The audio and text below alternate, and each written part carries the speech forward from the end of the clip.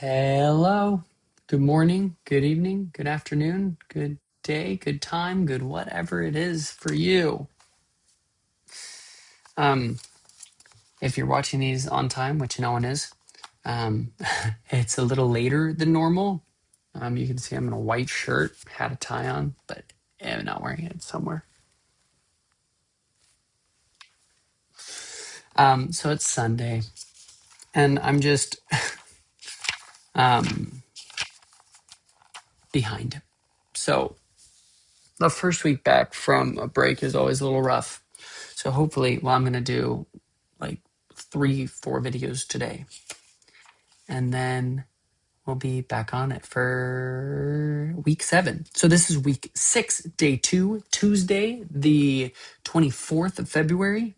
And we had our warm up in John Wood, and then we moved to our first rehearsal with Ali. So we're doing The Gentleman from Olmedo, or El Caballero de Olmedo, or The Knight of Olmedo, depending on the translation. So just kind of a few things that he talked about, and then what we did was this. Acting is an act of faith, which I thought was cool. It's that idea that you're putting your faith in other people and in yourself, and so it's an act of faith. I like that. The best gift you can give a scene partner is a strong choice that requires them to just respond. Because that's like the ideal, right? As an actor, you want to be on stage and just be able to respond, not think of choices, not preemptively or kind of manufacture anything, but just live in the moment. Then we played a game called Zip Zap Zoo. Here's how you play it. It's a variation of a game that a lot of people play. So you're in a circle, and if you go to the right, it's zip. If you go to the left, no, so sorry. If it's to the right, I go zap. If I go to the left, it's zip. If I go across the space, it's zoo. Zoo. I can also go dip, dip, dip, dip, dippity, dip, dippity, which skips someone. So I can go dip, dippity, dip, dippity, dip, dippity, dip, dippity, right? And that'll skip the person. And then I can go schlack, and I throw it like on the ground. And then somebody counts down from 5, and someone has to go, it's mine. But if you say it's mine at the same time as someone else, you both lose a life. You get 2 lives, except for the first person gets a,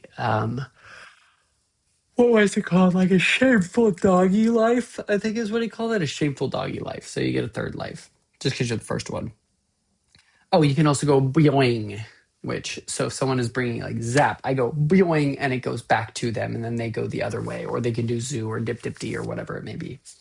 Yeah, is that the whole of it? I think it is. Also, Ollie started by saying, would you please begin your name? And then whoever it was, like, would you please begin Zion? And then that means you have to go a whole round, either going zap, zap, zap, zap, zap, zap, zap, or zip, zip, zip, zip, zip, zip, zip. But if he says anything else like begin Zion or Zion begin or whatever was different than would you please begin? I don't even know if that's the exact phrase. But yeah, it was rough. I didn't do very well. I got out on a it's mine, which is foolish. But it was fun. And then we did a little breakdown, a little analysis of what the game was for.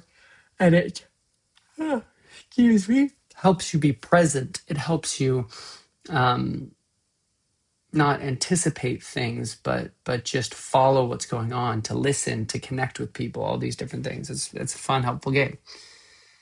And then we were assigned a 5-minute research topic that we're going to hear from a few research topics at the beginning of each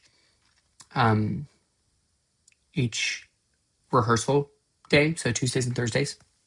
I was assigned the church in Spain in the 17th century, which is all about like the Catholic monarchy of Fernando and Isabella, Ferdinand and Isabella.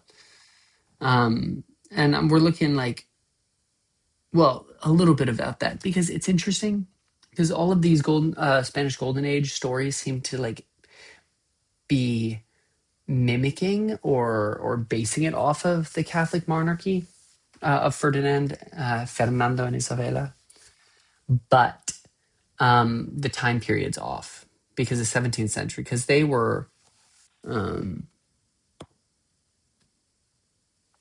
like more the 1500s. Here's the 16th century instead of the 17th century. But I digress. Um, we learned about some just other context. There is another play that has similar vibes, which is called El Perro de Jardín, I think, which is like the dog in the garden. We were encouraged to listen to the Rest is History podcast about Cortés and Pizarro. Cortés,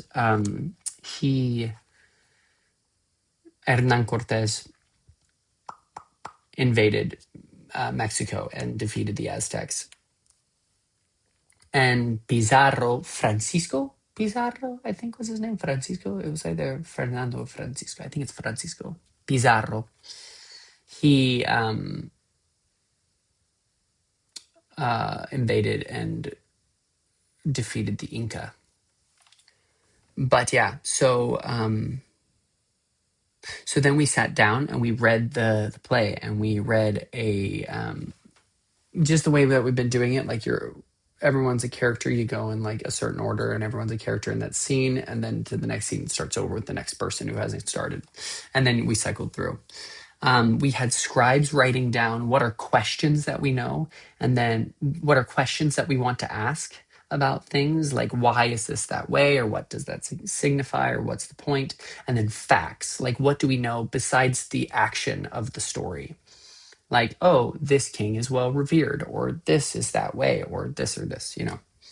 Then we also looked at the events, and the events are like units, and the units for Ollie are the moment where everyone's intention in a room changes. Whenever there's an entrance or an exit that everybody acknowledges or notices, then that is always an event change.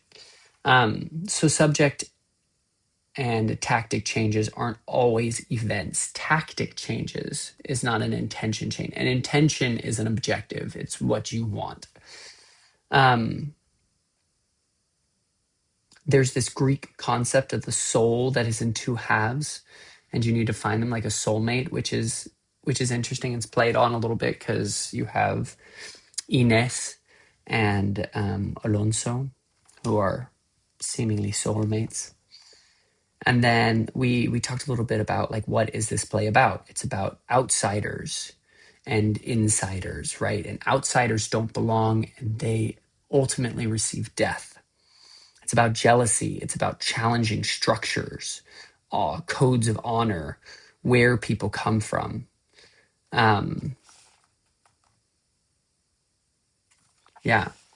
And then we took a little break, and we continued. And a reminder is that events are a gray area. It's not a science. So it depends on what you think. And so Ollie is great because he's really collaborative, and he has ideas and thoughts about certain things, but he won't just like say, this is the way it is because I say so. But he'll be like, no, I think it is. Like, why do you think it's not? Or let's talk about it. And so it's not that he just defers to you, or he just pushes his own thoughts, but he will discuss it, which is really cool, and I love that. Also with the events is what helps you play the scene. So don't just try to like think about what is what and everything, but like what is actually helping you play the scene, right? And then we took lunch, like I said, and then we continued looking for facts and questions and named we also named the scenes. So like, for example, the first thing we called Loverboy Blues. And then we also did The Curse. for scene 2 and so on. So it's just a little name that helps you connect with it. And then when checking for event changes, ask yourself what the characters want, and if there is a shift for all of the characters, then it's an event change. And it was great. We just really sat down and worked on it and did the work. And Ollie's great. He goes on tangents a bit, which is fun because they're not pointless. They're informational and interesting. They might be not focused exactly on what we're working on in this moment, but it's like super helpful. Oh, sorry, I'm tired. But that was it. That was Tuesday. It's a great day. Had a big thing. I feel like I did something after school. Did I see a show? Was that